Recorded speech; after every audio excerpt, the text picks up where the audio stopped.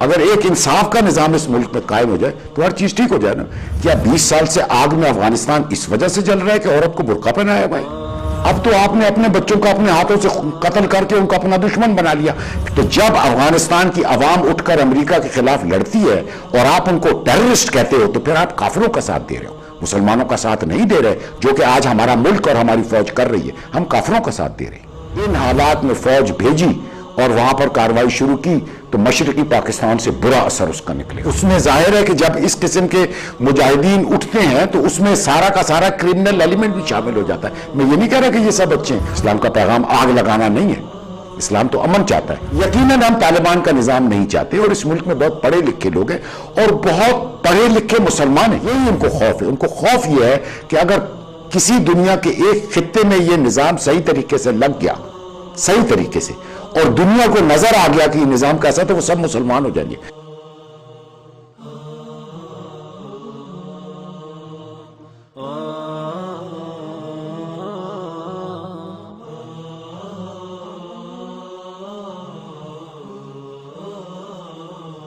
تو پاکستان کے ایک طرف تو دنیا کی سب سے بڑی ڈیموکریسی ہے انڈیا, دوسری طرف پاکستان کے مغرب کی طرف سارے مسلم ممالک شروع ہو رہے ہیں, اور افغانستان کا خطہ جو ہے وہ ہمیشہ سے تاریخی طور پر اس علاقے کا کراس روڈ رہا ہے. جو بھی حرکت ہوئی ہے وہ اسی علاقے میں اس خطے کے اوپر سے ہوئی ہے.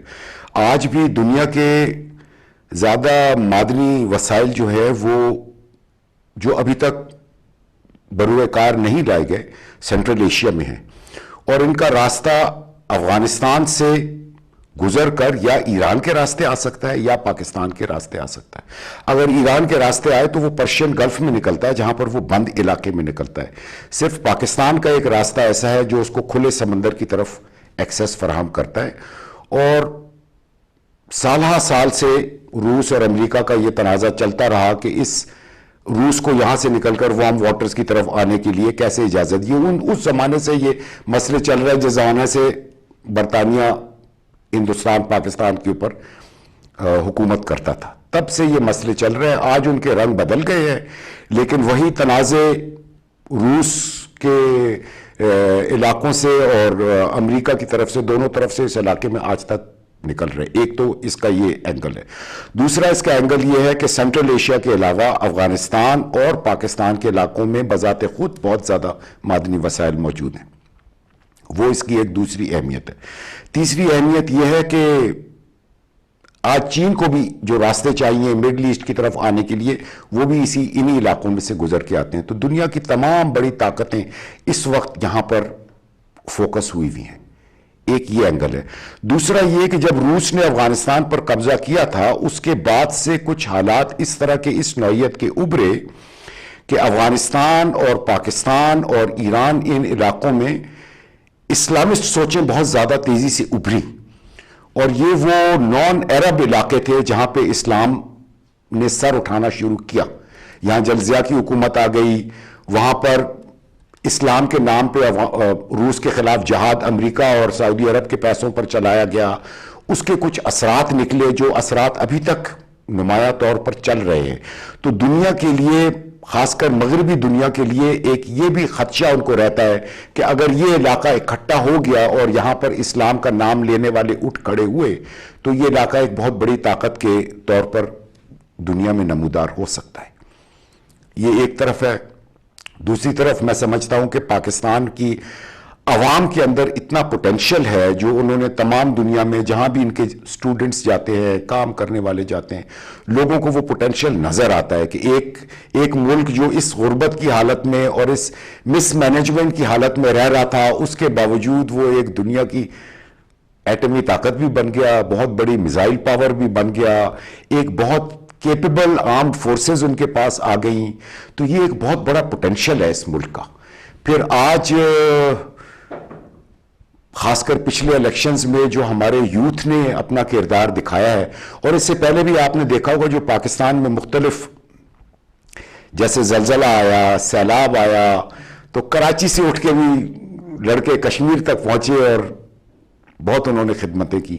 تو یہ ایک کوہیسونیس اور ایک ڈائنامزم ہے اس نیشن کی یوتھ میں جو اب ابھر کے آ رہی ہے. ہم شاید اس کو اتنی اہمیت نہ دیتے ہوں، لیکن جو لوگ ملک کے فیوچرز کو دیکھتے ہیں، اسٹڈی کرتے ہیں، ان کو نظر آ رہا ہے کہ اس ملک میں جان ہے. اگر کسی چیز کی کمی ہے تو میں سمجھتا ہوں کہ ایک نظام نہیں ہے یہاں پہ ایسا جو اس ملک کو اکٹھا کر کے چل سکے. ہمارا نظام اس ملک کو ٹکڑوں میں بانٹتا ہے. اس کی بنیادی خصلت ملک کو ٹکڑوں میں بانٹنے کی ہے، اسی پر وہ نظام پنپتا ہے. اور نظام کے علاوہ یہاں پہ قیادت کی ہمیشہ بہت قلت رہی ہے. کچھ کرپشن میں اس طرح یہ ملک ڈوب گیا 60 سالوں میں کہ اوپر کی سطح پر اس ملک میں ایسے لوگ نہیں آئے جو اس ملک کو وہ قیادت دے سکتے جو اس کا حق ہے. میں سمجھتا ہوں اب حالات اس کے بھی بدل رہے ہیں، کیونکہ لوگوں میں اتنا سیاسی شعور اجاگر ہو چکا ہے کہ وہ اس قسم کی قیادت کو قبول کرنے کے لیے آمادہ نہیں ہے. یہ اس الیکشن میں دکھا دیا تھا، although اس کے نتائج وہ نہیں نکلے جو ہم چاہ رہے تھے، اور وہ کیوں نہیں نکلے اس کی بھی وجوہات میڈیا نے کھل کر بتا دی. بہرحال لوگوں نے رزلٹ ایکسیپٹ کیا کہ چلو ایک قدم آگے ہے، آگے اور چل کے دیکھتے. لیکن میں سمجھتا ہوں کہ بہت جلد پاکستان دنیا کے سٹیج پر ایک سٹیبل اور پاورفل ملک کے طور پہ ابھرے گا.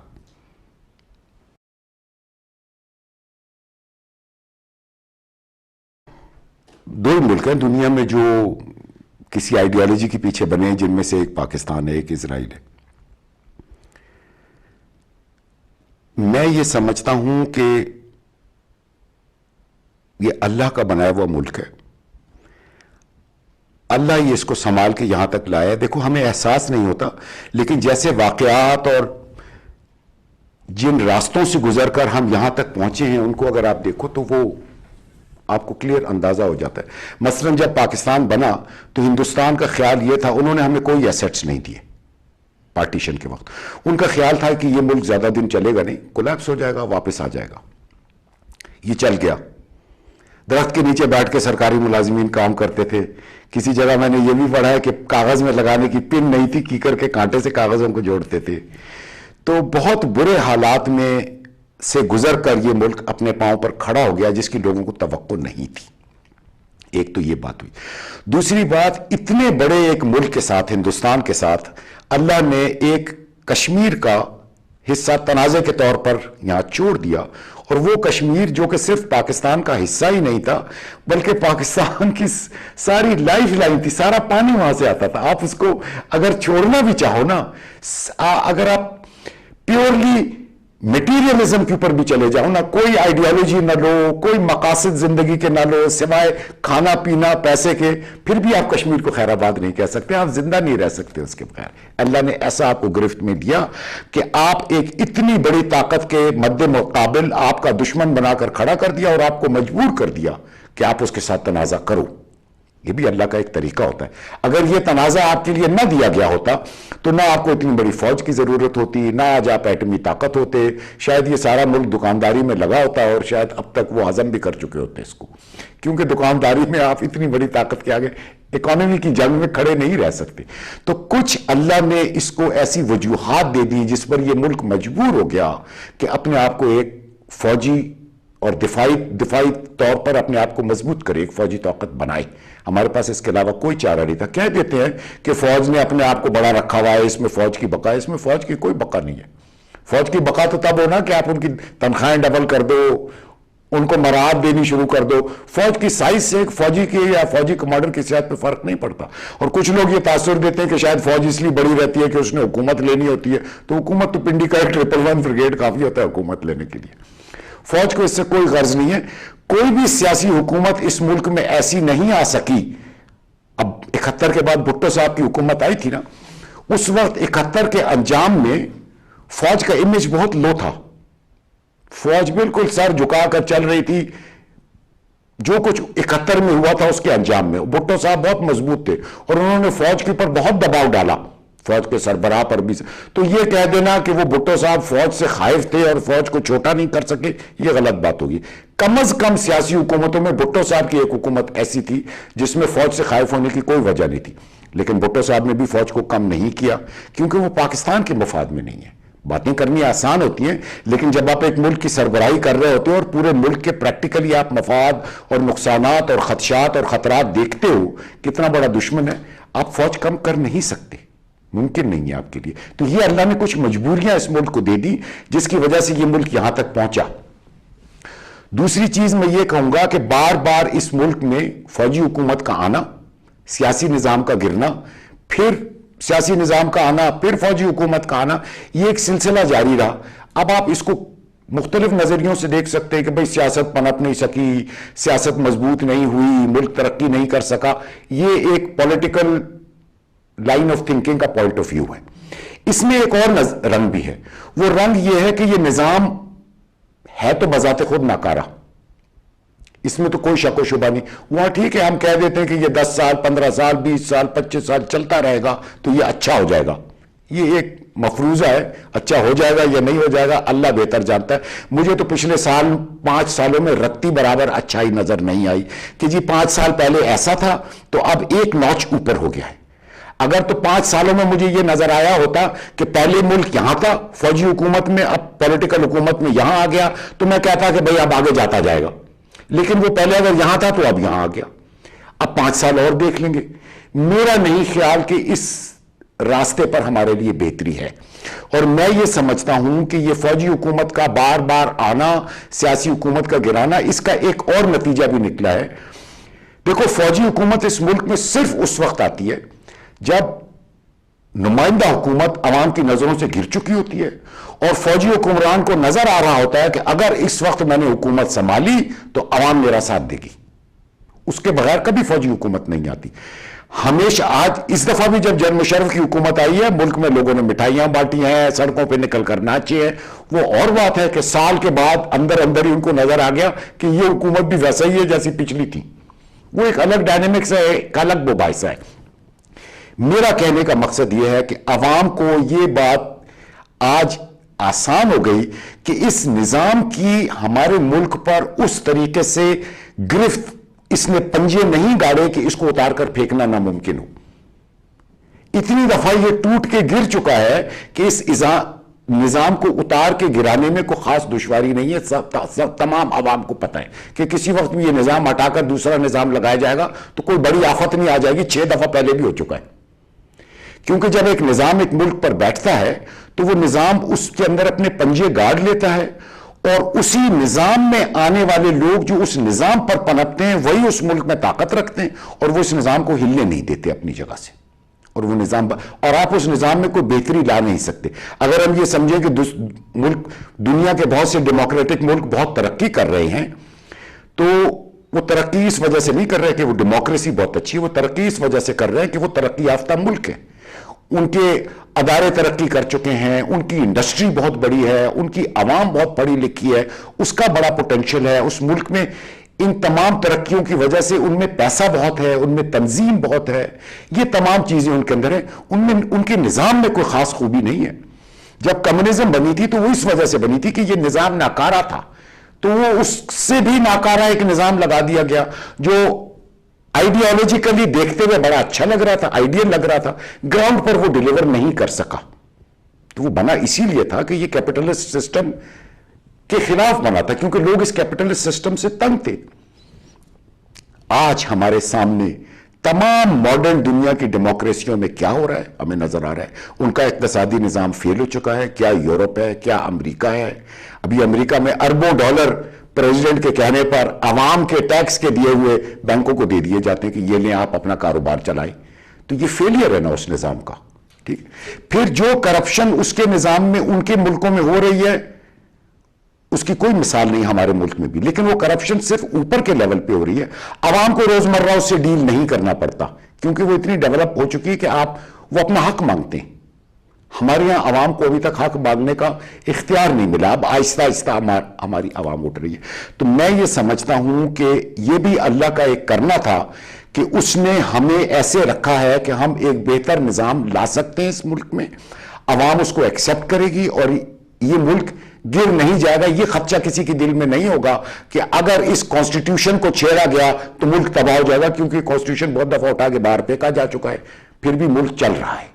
تو ایک سائیکولوجیکل ڈائنامکس اس سے عوام کے اندر ڈیولپ ہوئی ہے کہ نظام تبدیل کرنا کوئی اتنا بڑا مارکا نہیں ہے. ہو سکتا ہے نظام تبدیل, اور میں سمجھتا ہوں کہ ہونا چاہیے. فوجی نظام نہیں, وہ اس کا کوئی حل نہیں ہے, وہ اس سے برا نظام ہوتا ہے, لیکن یہ نظام بھی کوئی ٹھیک نظام نہیں ہے, بہتر نظام آنا چاہیے. پھر میں ایک بات آپ کو اور کہہ دوں کہ جیسے روس کا آکوپیشن, میں اللہ کے کام کرنے کو کہہ رہا ہوں نا, روس کا آکوپیشن ہوئی تو یہاں پر اللہ نے دنیا سے بٹور کر دولت پہنچائی اور انہوں نے یہ سب کارروائی کی.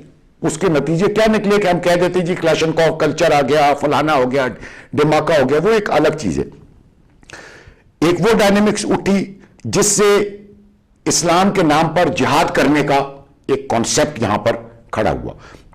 پھر وہی جہاد کشمیر میں چلا گیا, پھر وہی جہاد آج امریکہ کے خلاف افغانستان میں ہو رہا ہے اور ہمارے گلے بھی پڑا ہوا ہے. یعنی اس کی نیگیٹیوز بھی ہے. ہر چیز کو اگر آپ حد تک نہیں رکھو گے, حد سے بڑھ جائے گی تو اچھی چیز بھی بری ہو جائے گی, اور بری چیز کو نہیں روکو گے تو وہ بھی آپ کو لے کے ڈوب جائے گی.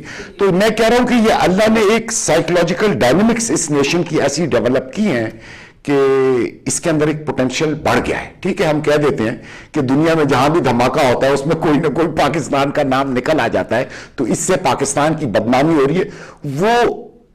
وہ تمام چیزیں الگ, ایک طرف نیگیٹیوز ہیں اس کے, لیکن ایک طرف اس کے پازیٹیوز بھی ہیں کہ اس ملک میں اتنی ڈائنامزم اور اتنی پاور ہے. اگر اس کو کنٹرول کیا جا سکے, حدوں کے اندر لایا جا سکے, تو اس ملک کا پوٹینشیل ایک پاور پوٹینشیل ہے. یہ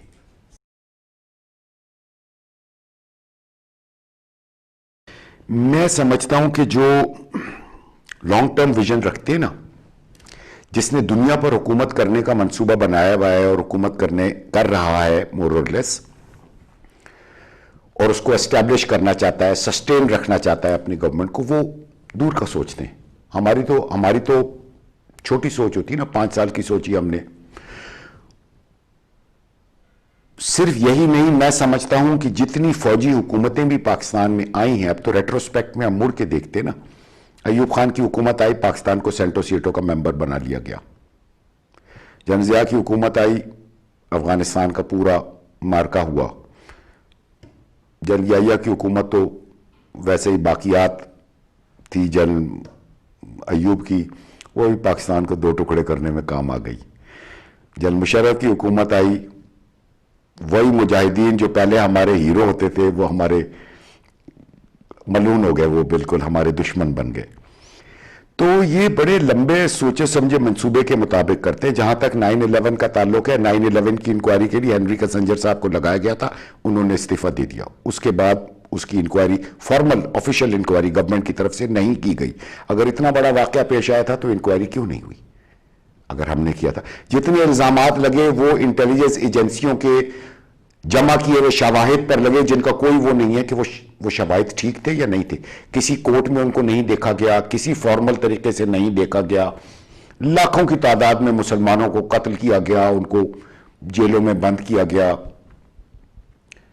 کوئی اس کی لیگل جسٹیفیکیشن نہیں تھی. افغانستان پر حملہ کرنے کی کوئی لیگل جسٹیفیکیشن نہیں تھی. ملا عمر نے کہا تھا اگر آپ کے پاس اسامہ کے خلاف شواہد ہیں تو افغانستان میں ایک انٹرنیشنل کورٹ لگائیں, یہاں پر اوپن دنیا کے سامنے اس کا ٹرائل کریں, اگر وہ گلٹی ہوا تو اس کو سزا میں خود دوں گا. اس بات کو سرے سے اگنور کر دیا گیا جیسے اس نے کہا ہی نہ ہو, کیونکہ ان کا ایک پلان تھا, ایک ارادہ تھا جس کے مطابق ہو رہا ہے. آج امریکہ کے ایکسپرٹس نے بذات خود, امریکن سٹیزنز نے اتنا ایویڈنس دیا ہے 9/11 کے اوپر کہ یہ 9/11 جو ہے یہ فیک ڈرامہ پہلے سے تیار کر کے کرایا گیا تھا. لیکن وہ جو نہیں مانتے وہ نہیں مانتے.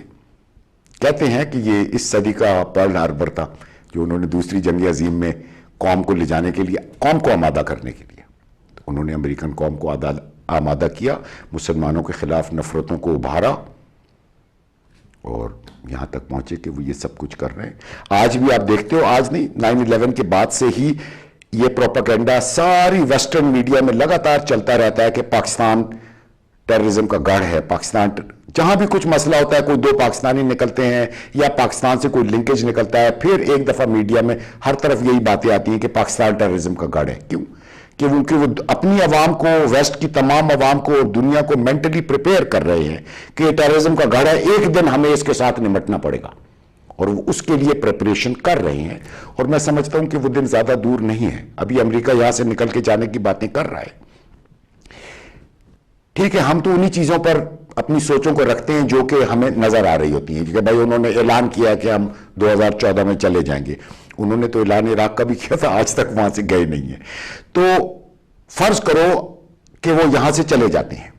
اگر وہ یہاں بیٹھنے کے باوجود افغانستان کی حکومت کو نہیں سنبھال پا رہے تو ان کے چلے جانے کے بعد کتنے دن یہ حکومت سنبھلے گی کارزائی جیسی حکومتوں سے؟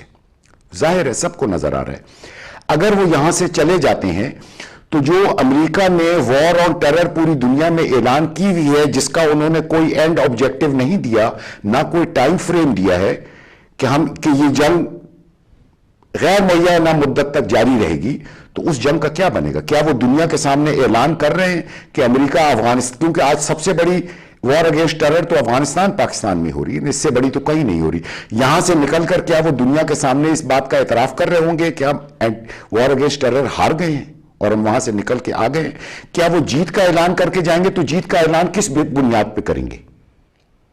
تو یہاں سے نکلنے کے بعد تو امریکہ پھر وار اگینسٹ ٹیرر کے اوپر پوری دنیا میں کسی کو کچھ کہنے کے لائق نہیں رہ جائے گا. اگر وہ یہاں سے اس طرح چلا جاتا ہے امریکہ، تو اس کا مطلب ہے کہ مسلمان جتنے بھی امریکہ کے خلاف لڑ رہے ہیں سب کو یہ اعلان ہوگا کہ امریکہ کو مارنا اور بھگانا آسان ہے. تو میں نہیں سمجھتا کہ اتنا بڑا سٹیپ امریکہ اٹھائے.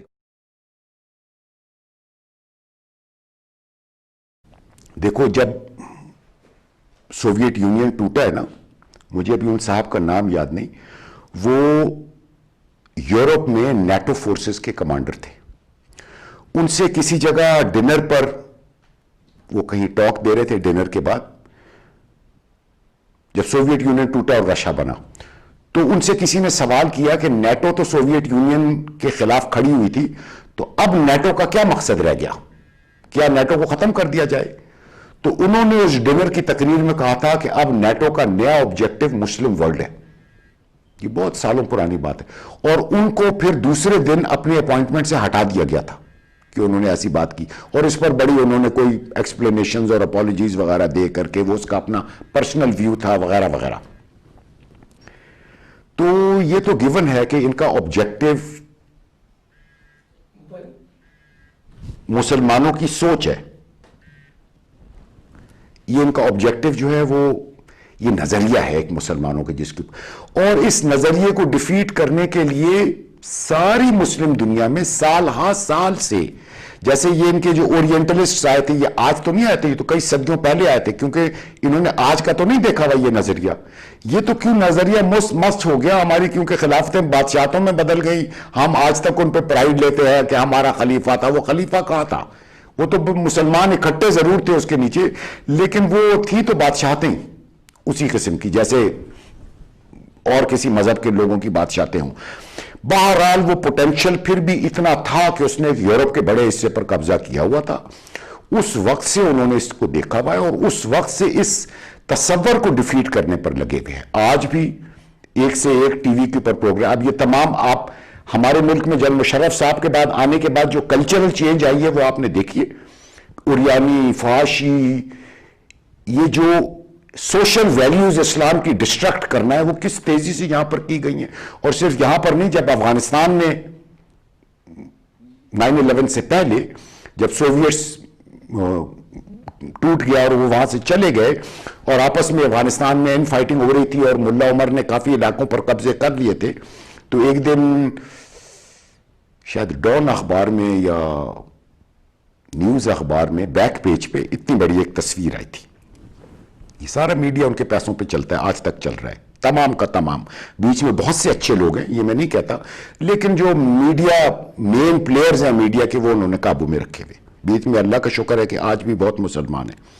تو اس تصویر میں دکھایا یہ تھا کہ پیچھے ٹوٹی پھوٹی ایک تباہ شدہ آبادی تھی، اور ایک ٹوٹی ہوئی سڑک پر ایک اونٹ گاڑی جا رہی تھی، اور ایک برقعے میں، شٹل کاک والے برقعے میں ایک خاتون چل رہی تھی، اور اس کے نیچے میرا خیال ہے صرف اتنا لکھا ہوا تھا، کابل. یعنی انہوں نے ایک تصویر دی تھی کہ یہ ہے مسلمانوں کا کابل، کیونکہ انہوں نے ملا عمر کو اسلام سے ملا دیا اور حالت یہ دکھا دی کہ یہ ہے حالت کہ تباہ ہو چکے ہیں. ابھی تک صدیوں پرانے حالات میں ہے کہ اونٹ گاڑی چل رہی ہے اور عورت کو یوں مجبور کیا ہوا ہے. یہ ہے اسلام. بس صرف کابل، مجھے جہاں تک یاد ہے اس تصویر کے نیچے صرف اتنا کیپشن تھا. اب وہ آ کے شور کیا کہ لڑکیوں کے کالج بند ہیں، لڑکیاں سکول نہیں جا سکتی، عورتوں کو برقعے میں بند کیا، ان پر ظلم ہو رہا ہے. بھائی ان سے پوچھو کہ افغانستان 20 سال سے جل رہا ہے آگ میں، کیا 20 سال سے آگ میں افغانستان اس وجہ سے جل رہا ہے کہ عورت کو برقع پہنایا ہوا ہے، یا اس وجہ سے جل رہا ہے کہ لڑکیوں کے سکول بند ہیں؟ کیا یہ افغانستان کا رونا ہے؟ کیا یہ اس کا مسئلہ ہے؟ آپ نے پوری بات کو لے کر یہاں فوکس کر دیا. کیوں؟ کیونکہ آپ اسلام کو بدنام کرنا چاہتے تھے. افغانستان کو آگ آپ نے لگائی، جلایا آپ نے. جب یہ ISI کے ایک جل صاحب ہوتے تھے جو ملا عمر وغیرہ کے ساتھ ان ٹچ رہتے تھے، تو جب یہ روس ٹوٹ گیا تو ایک امریکن ڈپلومیٹ آیا تھا، وہ ان کے ساتھ ٹریول کر کے ملا عمر کے پاس گیا تھا اور ملا عمر کے ساتھ اس کی کنورسیشن ہو رہی تھی جو ان جل صاحب نے بھی سنی، پھر انہوں نے مجھے بتائی. جن دنوں میں ISI میں تھا ہم اکٹھے ہوتے تھے وہاں. تو کہنے لگے کہ ملا عمر نے اس سے کہا کہ اتنا افغانستان تباہ ہو چکا ہے، ہم نے امریکہ کی خاطر امریکہ کے ساتھ مل کے اتنی قربانی دی ہے اس ملک نے، تو آپ کچھ ہماری مالی امداد کریں تاکہ ہم اپنے حالات کو بہتر کر لیں.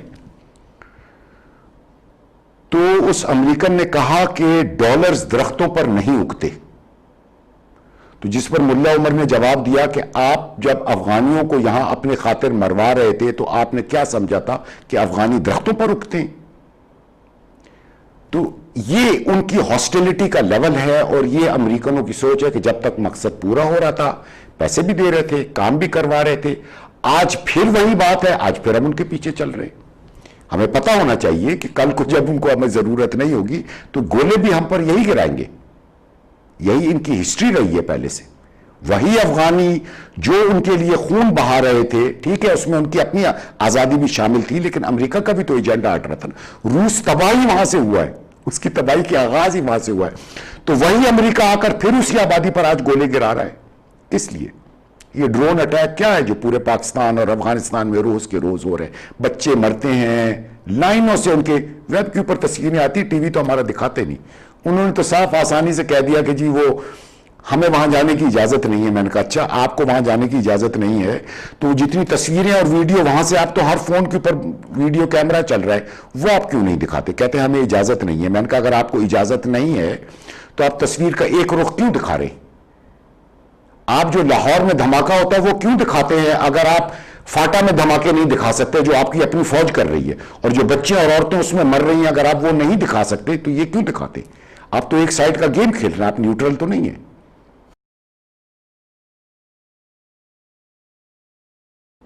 میں نے تو مشرف صاحب کو کہا تھا کہ فاٹا میں آپریشنز نہ کریں، تو انہوں نے کہا اگر یہ نہیں کریں گے تو یہاں سے جو طالبان اٹھ کر امریکہ کو مارنے کے لیے افغانستان میں جاتے ہیں ان کو کون روکے گا؟ پھر اس کا مطلب ہے امریکہ آ کے فاٹا میں آپریشن کرے گا. میں نے کہا بالکل امریکہ آ کے کرے گا اور وہ کرے. کم سے کم ہم اپنے ہاتھ سے اپنے بچوں کو تو نہیں ماریں گے نا. اگر امریکہ کرے گا تو میں نے ان سے کہا کہ تو آپ یہ ڈرون اٹیک شروع ہوئے تھے، میں کہتے ہیں ہم تو پروٹیسٹ ہی کر سکتے ہیں نا، ہم اور کیا کر سکتے ہیں. تو میں نے کہا پھر آپ اس وقت بھی پروٹیسٹ ہی کر دیتے، کم سے کم اپنے ہاتھ سے اپنے بچوں کا قتل تو نہ کرتے نا. کہتے دنیا کے آگے شور کرتے کہ امریکہ کے فاٹا میں گولے گرا رہے ہیں، تو اس سے افغانستان تو سنبھلتا نہیں، فاٹا بھی اس کے گلے پڑ جاتا. اب تو آپ نے اپنے بچوں کو اپنے ہاتھوں سے قتل کر کے ان کو اپنا دشمن بنا لیا. پھر جب وہ کراچی میں گولے پھٹاتے ہیں تو آپ کہتے ہیں کہ یہ تو بڑے خراب لوگ ہیں، یہ تو پاکستان کے خلاف ہیں. بھائی پاکستان تو جا کے ان کے بچوں کو مار رہا ہے، وہ کیا جواب دیں؟ جس کا بچہ مر گیا، جس کا باپ مر گیا، جس کی بہن وہاں پر مر گئی آپ کے حملے سے، جس پر پاکستان کے F-16 اور پاکستان کی فوج نے گولے چلائے، وہ کیا پاکستان کی فوج کو سر پر بٹھائے گا؟ آپ امریکہ کے فرنٹ لائن سپورٹر ہو افغانستان کے مسلمانوں کے قتل و غارت میں، جس کی دنیا کا کوئی قانون اجازت نہیں دیتا، اللہ کا کوئی قانون اجازت نہیں دیتا. اور اگر اللہ کے قانون کی کتاب کو آپ نے پیٹھ کے پیچھے پھینک بھی دیا ہے تو دنیا کا بھی کوئی قانون آپ کو اجازت نہیں دیتا کہ آپ ایک یونائٹڈ نیشن نے آپ کو مجبور نہیں کیا، امریکہ کو اجازت دی ہے کیونکہ وہ ان کے حکم پر چلتا ہے، ان کے پیسے کھاتا ہے وہ मुशर्रफ साहब ने वादा किया था कि हम इस जंग में न्यूट्रल रहेंगे, वो न्यूट्रल नहीं रहे, उन्होंने झूठ बोला था, धोखा दिया था कौम को। आहिस्ता आहिस्ता करके मिलते गए उसके साथ, हम आज तक मिले। उस वक्त तो बात इतनी बड़ी नहीं थी, 2004-5 तक तो ये फाटा में कत्ल गारत हमने शुरू नहीं किया था, तो उसके बाद शुरू हुआ है। ना ही ड्रोन हमले एक आध हुए थे बीच में, वो भी उनके पाकिस्तान तहरीक तालिबान के लीडर को मारने के लिए, मैं भूल गया हूं क्या नाम था उसका, शायद अब्दुल्ला मसूद। तो किसी सूरत में हमारा ये काम जायज नहीं है। बहरहाल अल्लाह की मर्जी है, ये इसी तरह हो रहा है। मेरा अपना अंदाजा ये है कि अमेरिका को ला महला यहां से निकलना पड़ेगा, पूरी तरह वो नहीं निकलेगा, अड्डे अपने बरकरार रखेगा। उन अड्डों की एक वजह बरकरार रखने की यह कि तमाम ड्रोन एक्टिविटीज जारी रहेंगी, जहां तक पाकिस्तान अपनी सरजमीन इस्तेमाल करने दे रहा है वो भी जारी रहेंगी। फिर ये इन अड्डों पर उनकी एयरफोर्स बैठी होगी, उनकी हेलीबॉर्न क्विक रिएक्शन फोर्सेस बैठी होंगी, जो किसी भी जगह पर पिन पॉइंट एक्शन करके वापस निकल के आ सकती हैं, क्योंकि वो वहां ठहर नहीं सक रहे हैं ग्राउंड पे। और इन्हीं अड्डों के बेसिस पर जब वो चाहेंगे अपनी फौजों के अंदर जितना इजाफा करना होगा कर लेंगे जब जरूरत पड़ेगी। ये उनके बेसिस यहां पर कायम रहेंगे, वो बेसिस छोड़कर नहीं जाएंगे।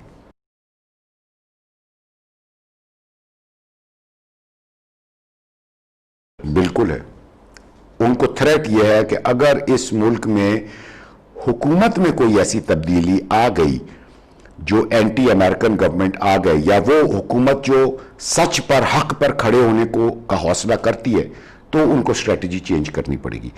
इसीलिए उन्होंने आज नवाज शरीफ को पहले ही आते ही उन्होंने हुकूमत को 2 जूते मार के बलूचिस्तान में दिखा दिया कि सीधे रास्ते पर रहना। हालांकि जहां तक मुझे पता है ये बातें पहले हो चुकी हैं सारी। जिस दिन इस मुल्क में कोई चेंज ऐसा आ गया, इस खदशे की खातिर उन्होंने ये तमाम दुनिया में शोर रखा हुआ है कि ये एक टेररिज्म का गढ़ है, ये एक एटमी ताकत है, एटमी ताकत टेररिस्ट के हाथों में लग सकती। एटमी ताकत टेररिस्ट के हाथों में कैसे लग सकती है? सिर्फ तब जब एक हक परस्त गवर्नमेंट यहां आ जाए। ये नहीं है कि कोई वहां से अफगानिस्तान से या वजीरिस्तान से कोई ग्रुप निकलेगा और वो एटम बम चुरा के ले जाएगा, इसकी कोई पॉसिबिलिटी नहीं। उनका कहने का मकसद सिर्फ ये कि अगर इस मुल्क में ऐसी हुकूमत आ गई जो अल्लाह पर यकीन रखती हो और अल्लाह से डरती हो, तो वो उसका मतलब ये होगा कि ये बम टेररिज्म के हाथों। हालांकि इस्लाम ये नहीं कहता कि बम फाड़ो और लोगों की कत्ल गारत कर दो, ये इमेज भी उन्होंने इस्लाम का दिया है ताकि कुछ मुसलमान भी इस्लाम से खायफ हो जाए और पीछे हट जाए और दुनिया भी इस्लाम के नाम से डरे। हालांकि इस्लाम तो इंसाफ और अमन का दीन है, उसका तो पैगाम ही यही है। ये लोग जो लड़ रहे हैं, जिनको आप कहते हो कि ये इनकी वजह से इस्लाम बदनाम हुआ, इस्लाम को बदनाम इन्होंने नहीं किया, इस्लाम को बदनाम या वेस्ट ने किया या इस मुल्क में रहने वाले वो जो वेस्ट के जूते चाटते हैं, उन्होंने ये इमेज दिया कि बदनाम हो रहा है। क्यों? क्योंकि आपने अमेरिका के डर के मारे इनको टेररिस्ट कहना शुरू कर दिया। वरना जब आप एक मुसलमान को मजबूर करोगे, उसकी गर्दन पर पांव रखोगे, तो उसका दीन उसको ये हुक्म देता है कि उठकर लड़ो, सजदे में मत गिर जाओ उसके सामने। ये इस्लाम का पैगाम है। ये इस्लाम का पैगाम नहीं है कि खामखा उठ के लोगों को मारना शुरू कर दो। इस्लाम का पैगाम यह है कि अगर तुम्हारा दुश्मन तुम पर जुल्म और जबर करता है तो तुम उसके खिलाफ उठकर लड़ो। अगर वो तुम्हारे मुल्क में अफरा तफरी फैलाता है, गदर फैलाता है, कत्ल गारत करता है, तो तुम उठकर उसका जवाब दो, सरेंडर मत करो उसके आगे। ये इस्लाम का पैगाम है। इस्लाम का पैगाम आग लगाना नहीं है, इस्लाम तो अमन चाहता है। इस उठकर लड़ने को वो टेररिज्म कह रहे हैं। अफगानिस्तान से ये टेररिज्म क्यों उठी है? पहले तो नहीं ना वो दुनिया में बम फटा रहे थे। 9/11 उनका इल्जाम, उन पर तो इल्जाम नहीं था ना 9/11 का। ये टेररिज्म जिसको ये कहते हैं, ये इसलिए उठी है कि वो अमेरिका के खिलाफ उठकर जिहाद कर रहे हैं। किसका हक सही है? अमेरिका का अफगानिस्तान पर हक है या अफगानिस्तान की आवाम का अफगानिस्तान पर हक है?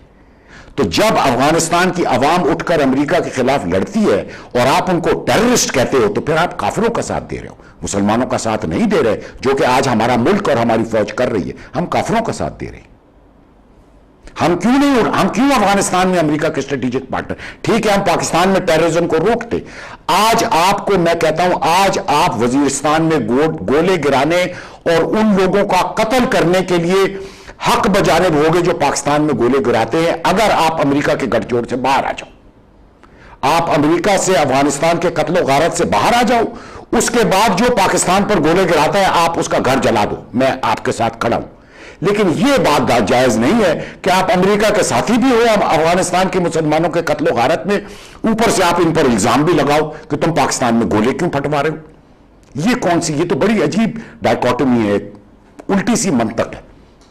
آپ ضرور بلوچستان کے میں فوج کو بھیج کے ایکشن کراؤ، لیکن پہلے ان لوگوں کے ساتھ علیحدگی اختیار کرو جو بلوچستان کے لوگوں کو فنڈ کر رہے ہیں. ادھر سے آپ ان کے ساتھی بنے ہوئے ہو، وہ بلوچستان میں بی ایل اے کو فنڈ کر رہے ہیں، ٹرین کر رہے ہیں، ہتھیار فراہم کر رہے ہیں، اور ادھر سے آپ کہہ رہے ہیں میں فوج بھیج. اگر آپ نے آج بلوچستان میں ان حالات میں فوج بھیجی اور وہاں پر کارروائی شروع کی تو مشرقی پاکستان سے برا اثر اس کا نکلے گا، کوئی شک و شبہ نہیں.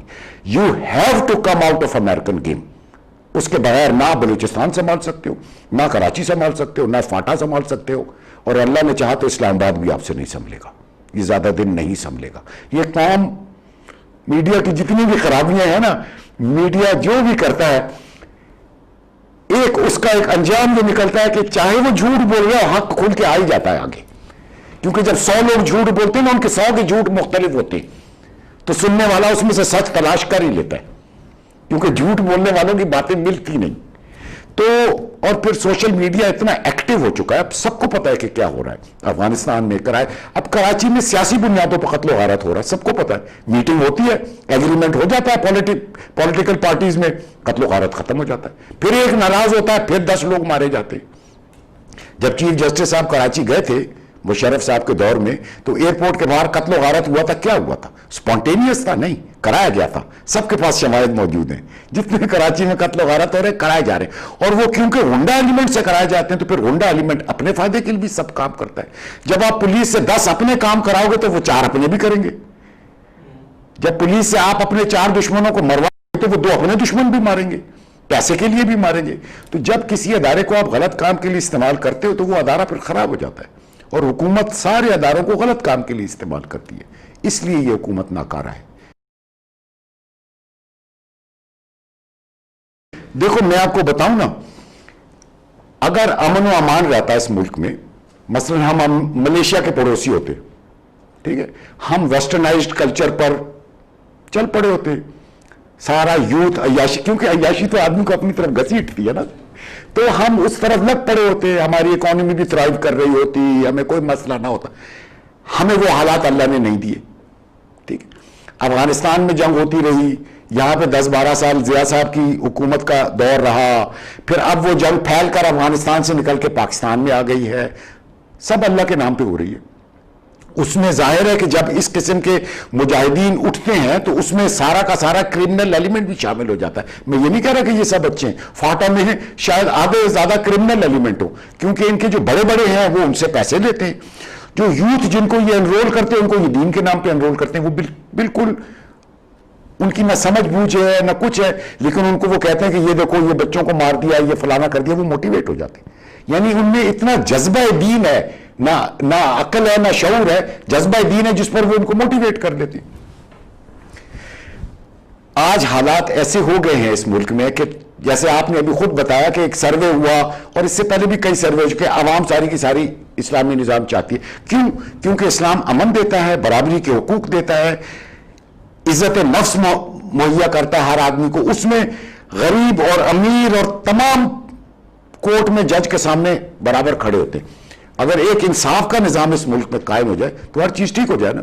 کس ڈپٹی کمشنر یا تھانے دار یا ایس پی کا حوصلہ ہوگا کہ وہ کسی کے گلے میں ہاتھ ڈالے، اس کو پتہ ہوگا جج کے سامنے کھڑا ہوں گا، لٹکایا جاؤں گا. اتنی سی چیز ہے صرف. نہیں ہوتا کسی اس ملک میں انصاف قائم. کیوں نہیں ہوتا؟ کیونکہ حکمران نہیں چاہتا، اس کو انصاف سوٹ نہیں کرتا. تو آج اس ملک کی عوام کو اللہ امریکہ کے ہاتھوں ایسے حالات پیدا کر رہا ہے، جن کو ہم ٹیررسٹ کہہ رہے ہیں، ان کے ہاتھوں ایسے حالات پیدا کر رہا ہے کہ ہمارے پاس کوئی چارہ نہیں رہا. اب دیکھو نا، اس عوام کو اگر آپ 10 سال پہلے پوچھتے کہ اسلامی نظام چاہیے تو وہ شاید اس حد تک ووٹ نہ دیتے. یہ اوور دا ایئرز جتنے اس قسم کی پولنگ ہوئی ہے، اس پولنگ میں اسلامسٹ نظام کے لیے پرسنٹیج بڑھتی چلی جا رہی ہے. تو عوام کے اندر ایک شعور ہے، ایک پولیٹیکل اویکننگ ہے، ایک ڈیزائر اور نیڈ فار چینج ہے، ان کو صرف وہ لیڈرشپ، وہ ڈائریکشن نظر نہیں آ رہی. ان کے نظریے میں اسلام صرف وہ ہے چور کے ہاتھ کاٹ دو فلانا. اب جنزیہ کے دور میں لوگوں کو کوڑے لگے. کن کو کوڑے لگے؟ رکشہ والا، ٹانگے والا. کیوٹ کوڑا لگا اور ٹانگے والے نے ٹھرا پیا تھا. اور یار خدا کا خوف کرو، ٹانگے والا ٹھرا پی رہا ہے، وہ تمہارا منسٹر نے رکھیل رکھی ہوئی ہے، برطانیہ کی شراب پیتا ہے، وہ تمہارے لیے عزت والا ہے.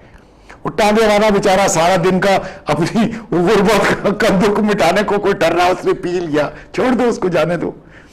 یہ تو رونا نہیں ہے نا اس ملک کا کہ آپ اسلامی نظام لاؤ، سارے غریبوں غربا میں سے چن چن کے مجرم وہاں کھڑے کر دو. چھوٹے آج بھی ایسا ہی ہے، بینک میں چھوٹا قرضے والے کی کوئی چھوٹ نہیں ہے، تو جس نے 85 ارب لیے ہوئے، کروڑ لیے ہوئے، اس کا قرضہ معاف ہے. تو اسلامی نظام یہ ہے کہ سب سے پہلے پکڑ جو ہوگی جب اس ملک میں اسلامی نظام آئے گا، اگر ہاتھ کٹے گا تو وہ حکمرانوں کے بڑے بڑے عہدیداروں کا ہاتھ کٹے گا. کیونکہ دیکھو جب اسلامی نظام ہاتھ کاٹنے کی سزا تو تب لگے گی نا جب انصاف کا نظام قائم ہوگا. تو انصاف کا نظام ایک دن میں تو قائم ہو نہیں سکتا. اب یہی پولیس، یہی کچہری، گواہ کون لائے گا؟ یہی پولیس کوڑے لگوائے گی؟ یہ تو نہیں ہو سکتا. تو آپ زیادہ سے زیادہ یہ کر سکتے ہو کہ شروع میں آپ چند اس قسم کے اچھے ججز لگا لو جو تھوڑے بہت کیسز کو دیکھ سکے، اور وہ کیسز آپ کے ہوں گے منسٹرز، فیڈرل سیکرٹریز، فوج کے جرنیل، کورٹس کے ججز، ان پر اسلامی نظام لگے. اور آہستہ آہستہ بتدریج جیسے جیسے آپ پولیس اور تھانے کچہری کا نظام بہتر کرتے جاؤ گے، آہستہ آہستہ یہ، اور اسی ٹائم پیریڈ میں آپ کے معاشرے کو، میں آپ کو یقین سے کہتا ہوں اگر آج اس ملک میں 4 بڑے بڑے لوگوں کے ہاتھ کٹے یا ان کو کوڑے لگے نا، کوئی ملک میں کوئی ناراضگی نہیں ہوگی. لیکن آپ 4 غریب آدمی کو پکڑ کے کوڑے لگاؤ گے، سارا ملک چیخے مارے گا. تو جب اسلامی نظام اوپر سے لگے اور آہستہ آہستہ کر کے پھیلے، اور معاشرے کی گردن مروڑ کے ان کو مسلمان نہیں بنایا جا سکتا. یہ سارا مسلمان ہے معاشرہ. یہ کہنی بڑا ٹھیک ہے، گناہ گار ہیں، میں بھی گناہ گار ہوں، آپ بھی گناہ گار ہوں، کسی کا یہ گناہ ہے، کسی کا وہ گناہ ہے. تو آپ اگر چاہتے ہو کہ وہ جناب تمام لوگ مسجد میں 2:10 پر کھڑے ہوں گے لائن لگا کے، تو یہ زبردستی نہیں ہے، یہ اسلام کا نظام نہیں ہے. رسول اللہ صلی اللہ علیہ وسلم نے ضرور کہا تھا کہ جو گھر سے لوگ مسجد نہیں آتے میرا دل کرتا ہے اس کو آگ لگا دوں، لیکن انہوں نے لگائی نہیں، ان کا دل کرتا تھا. تو آپ دل میں ضرور خواہش رکھو کہ لوگ مسجد میں آ جائیں، لیکن ان پر جبر مت کرو، ان کو موٹیویٹ کرو. اور جب وہ دیکھیں گے ایسا ماحول ملے گا ان کو کہ یہ نہیں ہے کہ یہ میٹنگ چل رہی ہے، عصر بھی گزر گئی، مغرب بھی گزر گئی، کسی کو اٹھ کے جانے کی اجازت نہیں ہے. آپ ان کو ماحول دو اور وہ دیکھیں گے کہ ہمارے بڑے ملک کے جو ہے، دیکھو عوام جو ہے نا وہ راستہ لیتی ہے جو راستہ بڑے لوگ لیتے ہیں. ان کو لگتا ہے اسی میں بڑائی ہے، یہی بہتری کا راستہ ہے. آج بڑے لوگوں نے امریکہ کا راستہ لیا نا، تو عوام میں بھی کچھ ٹی وی کے ذریعے آپ دیکھتے ہو کیا ڈرامے آ رہے ہیں، کیا واحیات سوچیں پھیلائی جا رہی ہیں، کیا فیشن کانٹیسٹ اور کیا اشتہارات ہمارے ٹی وی پہ چلتے ہیں. اس سے ساری عوام تنگ ہے. ٹھیک ہے کہ یوتھ ڈائیورٹ ہو رہا ہے،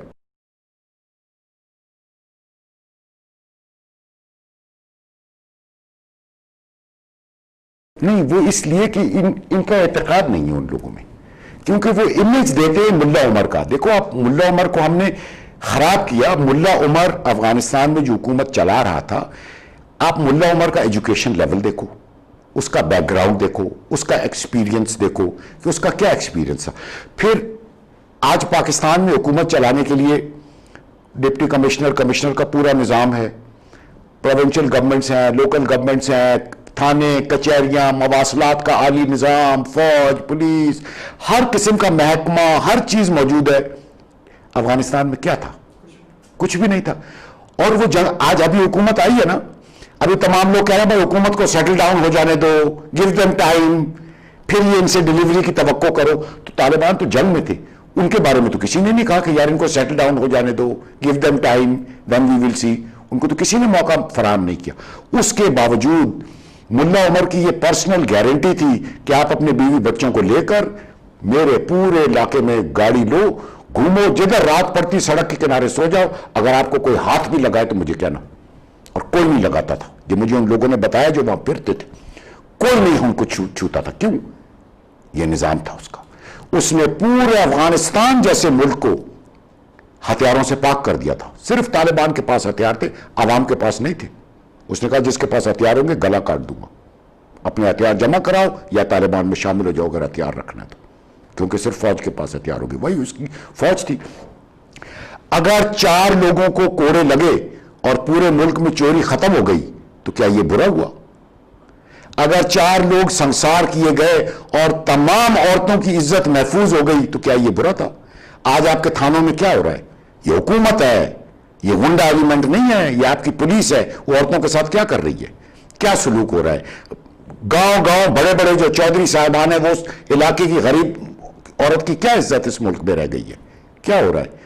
کیا یہ بہتر ہے یا وہ بہتر تھا؟ ہم سے تو ایک،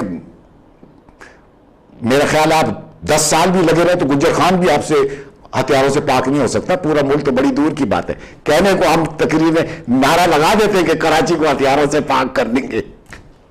تو میں یہ کہہ رہا ہوں کہ ایسے نا ایک امیج بلڈ اپ کرنے کی بات ہے۔ یقیناً ہم طالبان کا نظام نہیں چاہتے، اور اس ملک میں بہت پڑھے لکھے لوگ ہیں اور بہت پڑھے لکھے مسلمان ہیں اور بہت بہترین وہ اسلام کا نظام لگا سکتے ہیں، ایک سے ایک یہاں پر عالم دین بیٹھا ہوا ہے اور بہت باشعور اور عقل والے لوگ بیٹھے ہوئے، تو یہاں پر وہ نظام نہیں لگے گا۔ اسلام کا تو نظام وہ ہوتا ہے، دیکھو جس دن وہ نظام لگتا ہے پہلے دن لوگ کہتے ہیں واہ مزہ آ گیا، یہ تو نہیں کہ لوگ کہتے یار کیا مصیبت میں ہم پھنس گئے، وہ تو اسلام نہیں ہے۔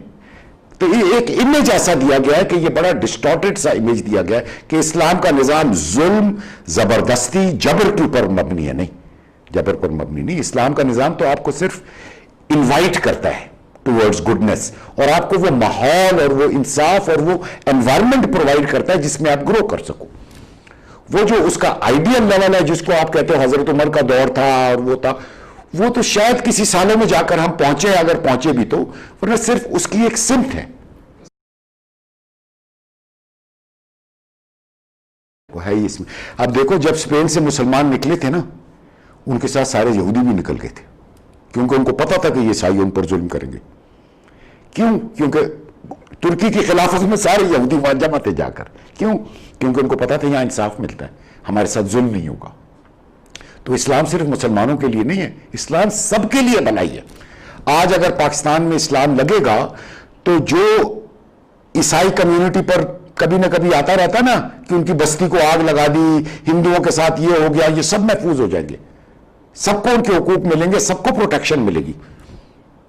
تو یہ سب کے لیے اس میں بہتری ہے، اور پوری دنیا کو یہ نظام نظر آئے گا، یہی ان کو خوف ہے۔ ان کو خوف یہ ہے کہ اگر کسی دنیا کے ایک خطے میں یہ نظام صحیح طریقے سے لگ گیا، صحیح طریقے سے، اور دنیا کو نظر آ گیا کہ یہ نظام کیسا ہے، تو وہ سب مسلمان ہو جائیں گے، یا کم از کم مسلمان نہیں ہوں گے تو یہ نظام طلب کریں گے کہ ہمیں بھی یہ نظام چاہیے۔ آج تو جو اسلامی نظام لگے وہ ڈسٹارٹڈ نظام لگے تاکہ لوگ ان کو دیکھیں تو کہ یہ اسلامی نظام ہے۔ سعودی عربیہ میں اسلامی نظام چل رہا ہے، کون دنیا کہتی ہے کہ ہمیں بھی وہ نظام چاہیے؟ ٹھیک ہے نا؟ یا ایران میں چل رہا ہے تو کون کہتا ہے ہمیں بھی چاہیے؟ تو وہ اس قسم کے نظام ہے نہیں جو ماڈرن سوچ والے انسان کو ایکسیپٹیبل ہوں، اس کی سوچ اور شعور کے ساتھ میش ہوتے ہوں، تصادم نہ پیدا کرتے ہیں اس کے اندر سوچ کا۔ ہم اسلامی نظام کا تصور پیش کرتے ہیں، وہ خلفائے راشدین کا تصور کہ وہ آج ہم لا کر لگا دیں، تو وہ وقت چینج ہو گیا ہے، اور اسلام میں اتنی فلیکسیبلٹی ہے کہ وہ اس کے مطابق اس کو ایڈجسٹ کر کے ماڈرن کانسیپٹس کے حساب سے اس اسلام کو آپ کے سامنے پیش کرے، جو لو اینڈ افیکشن آپ کو دیتا ہو، جس میں آپ سیکیور فیل کرے، جس میں آپ کو خوشی ہو رہ کے آپ کو مزہ آئے۔ آج پاکستان کے بہت سے لوگ کہتے ہیں یار میرا دل چاہتا ہے اس ملک سے بھاگ جاؤں، لیکن میرے پاس اتنے وسائل نہیں ہیں کہ میں اس ملک کو چھوڑ کے، افسوس ہوتا ہے سن کے۔ لیکن اگر آپ ان کی باتیں سنیں تو وہ حق بجانے میں یہ کہنے پہ، اس کو نہ یہاں سیکیورٹی ملتی ہے، نہ یہاں انصاف ملتی ہے، نہ اس کو روٹی ملتی ہے، نہ اس کو عزت ملتی ہے، وہ کیا کرے؟ وہ پاکستان کی محبت دل میں لے کے کب تک بیٹھا سے سکتا رہے؟ تو ابھی وقت آ گیا ہے اور اتنی ڈائنامزم ہے کہ میں یہ سمجھ رہا ہوں کہ امریکہ نے ایسے حالات پیدا کر دیے ہیں، اللہ نے اس کے ہاتھ سے ایسے حالات پیدا کر دیے ہیں کہ بہت جلد اس ملک میں اسلامی نظام آ جائے گا، اور اتنا خوبصورت نظام آئے گا کہ دنیا دیکھے گی۔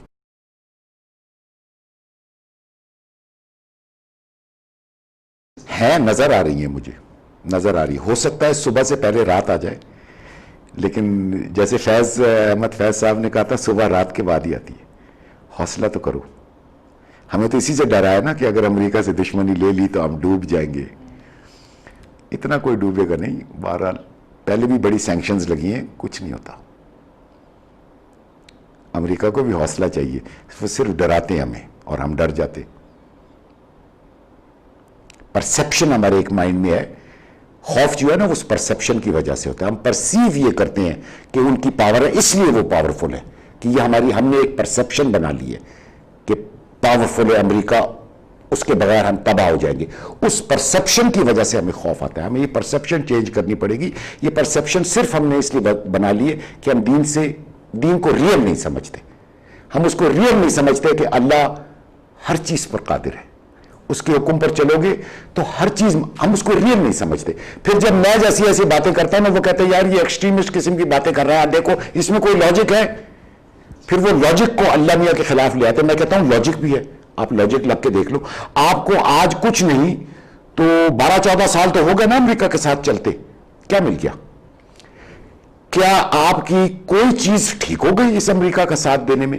کیا آپ کی کم از کم کچھ نہیں تو امیدیں ہی آ گئی کہ میں آگے 5 سال میں اچھا ہو جائے گا, اگلا سال بہتر ہوگا؟ آپ کو نہ ہی کوئی چیز ریئل میں ملی ہے, نہ ہی کسی چیز کی امید آپ کے سامنے آئی ہے کہ آپ کو کوئی light at the end of the tunnel جو کہتے ہیں وہ نظر آ رہی ہو. کچھ بھی نہیں ہوا تو آپ کو امریکہ کا ساتھ دے کر کیا ملا؟ اگر آپ ٹینجیبل ٹرمز میں باتیں کرتے ہو, آپ سمجھتے ہو کہ یہ فلسافیکل باتیں ملازم ہے, پریکٹیکل باتیں کرو, تو پریکٹیکل باتوں میں آپ کو کیا ملا ہے؟ What have you got out of it? Nothing, not even a ray of hope. تو یہ راستہ ڈیڈ اینڈ ہے, یہ ڈیڈ اینڈ ہے راستہ. اور اس راستے کو آپ لاجیکلی بھی آرگیو کرو گے نا. دیکھو سب سے بڑی چیز ہوتی ہے قوم کے اندر جو اس کو اٹھانے کی طاقت ہوتی ہے, وہ قوم کی اپنی پہچان ہوتی ہے. ہماری کیا پہچان ہے ہمیں نہیں پتا. کبھی ہم امریکہ کے پیچھے ہوتے ہیں, کبھی ہم دین کے پیچھے ہوتے ہیں. آدھے لوگ ادھر پیچھے, پاکستان کیوں بنا تھا, اس کا مقصد کیا ہے, ہم کون ہیں, ہمارا ڈیسٹینی کیا ہے, ہم اپنی پہچان ہی بھول گئے. نہ ہمارے پاس عزت نفس رہی. کیا عزت نفس رہے گی جب ہم ان کے پیسے لے کے اپنے بچوں کا قتل کر رہے ہیں, اپنی لڑکیاں اٹھا کے ان کے حوالے کر رہے ہیں؟ یہ کیا عزت نفس ہے؟ تو جس قوم کی عزت نفس کو بھی مار دیا جائے, ان کی اپنی پہچان کو بھی مار دیا جائے, ان کا سیلف کانفیڈنس بھی شیٹر کر دیا جائے, یہ امریکہ نے آپ کو دیا ہے. امریکہ کا ساتھ دینے سے یہ ٹینجیبل چیزیں ہیں. دیکھنے سے آپ کو انٹینجیبل لگتی ہیں, لیکن یہ ٹینجیبل چیزیں, یہ نظر آتی ہیں, آپ میجر کر سکتے ہو. ان کے فزیکل اثرات آپ کے اوپر نمودار ہو رہے ہیں. یہ تو آپ کے سامنے ہے. تو امریکہ سے تو یہ ملا. جب ایک قوم سے یہ چیزیں چھین لی جائیں, اس کی غیرت, اس کی عزت نفس, اس کی اپنی پہچان, اس کا ایمان اس سے چھین لیا جائے, اور وہ سجدے واشنگٹن کو کرنا شروع کر دے, تو وہ قوم ڈوب جاتی. اور یہ قوم نہیں کر رہی, اس کا یوتھ نہیں کر رہا, یہ اس کے حکمران کر رہے ہیں, اور یہ قوم کو مجبور کر رہا ہے اس چیز پر, اور ٹی وی کے ذریعے ان کے ذہنوں کو بدل کر اس طرف لانا چاہ رہے ہیں. لیکن اللہ کے شکر سے قوم میں اتنا شعور, اللہ نے اتنی پولیٹیکل اپہیولز اس کو ہسٹری میں دی ہے کہ وہ اب ان چیزوں کو سمجھنے لگے. یہ ریولوشن نیچے سے اٹھے گا اور شدت سے اٹھے گا, اور مجھے جیسا نظر آ رہا ہے 5 سالوں کے اندر اٹھے گا, اس سے بھی بہت جلد. اور قوم کے باشعور لوگوں کو اٹھ کر لوگوں کو اجاگر کرنا ہوگا, میڈیا کے زور کے باوجود. اس قوم میں بہت سے باعزت پڑھے لکھے لوگ ہیں, ان کو اپنا کردار ادا کرنا پڑے گا. آج جو اس ملک کے عالم دین بھی ہے نا, میں ان عالم دین کی بات نہیں کر رہا, وہ گنتی کے چند جو کرائے پر حکومت کے کام کر رہے ہیں, وہ مسلمانوں کی تمام حکومت میں اس طرح رہے ہیں. چند گنتی کے لوگ جو بڑے بڑے عالم دین ہیں نا, وہ بھی آج خاموش بیٹھے ہیں. کیوں؟ حد بھی ہوتی ہے نا کسی خاموشی کی, کہ اللہ نے کہا کہ یا تو ہاتھ, رسول اللہ صلی اللہ علیہ وسلم نے کہا ہاتھ سے روکو, اگر ہاتھ سے نہیں روک سکتے تو منہ سے کہو, اگر منہ سے نہیں کہہ سکتے تو کم سے کم دل میں برا سمجھو. وہ ایمان کا سب سے نچلا درجہ ہے. تو وہ آج کیوں ایمان کے سب سے نچلے درجے پر رہنے پہ خوش ہیں؟ سب سے نچلے درجے پر ہی رہ رہے نا, دل میں برا سمجھ رہے ہیں, منہ سے کچھ نہیں کہہ رہے. منہ سے بولنا پڑے گا, خاص کر ان کو جو دینی عالم ہیں. ان کا یہ فرض ہے کہ اٹھ کر کہیں کہ یہ جو امریکہ نواز پالیسی ہے یہ اللہ کی ڈیفائنس ہے. مسلمانوں کے قتل و غارت میں تم شامل نہیں ہو سکتے, کم آؤٹ آف اٹ. اتنا تو کہیں نا. اور یہ بھی کہیں کہ اس ملک میں اللہ کا نظام نہیں، لیکن ان کے آپس کے جھگڑے ایسے ہیں نا، وہ کہتے ہیں کہ نہیں میں فلانا کے ساتھ نہیں ملوں گا، میں بہتوں کو مل کے بات کر چکا ہوں، میں فلانا کے ساتھ، میں تنظیم اسلامی کے ساتھ نہیں بیٹھ سکتا، میں جماعت اسلامی کے ساتھ نہیں بیٹھ سکتا۔ بھائی چھوڑ دو سب کو، اللہ کا نام لو، لوگوں کو حق بات بتاؤ، لوگوں کو اجاگر کرو کہ اٹھے۔ جب لوگ اٹھیں گے، عوام اٹھے گی، قیادت بھی انہیں میں سے ابھر آئے گی۔ اب تمہاری عمر میری عمر قیادت کی نہیں رہی، گزر گئی۔ یہ نوجوان نسل اس قوم کی اٹھے گی، ان کا حق ہے، صرف ان کو پیغام دو، ان کو صحیح راستہ دکھاؤ، وہ خود اپنے لیے قیادت تلاش کر لیں گے اپنے آپ میں سے۔ جب ایک موومنٹ اٹھتی ہے نا، اس کے پھر اپس اینڈ ڈاؤنز ہوتے ہیں، وہ رگڑا بھی کھاتی ہے، اسی میں سے پھر قیادت بھی ابھرتی ہے۔ یہ اللہ کا کرنا ہوتا ہے۔ مجھے آثار سے لگتا ہے کہ وقت بہت قریب ہے انشاءاللہ تعالی۔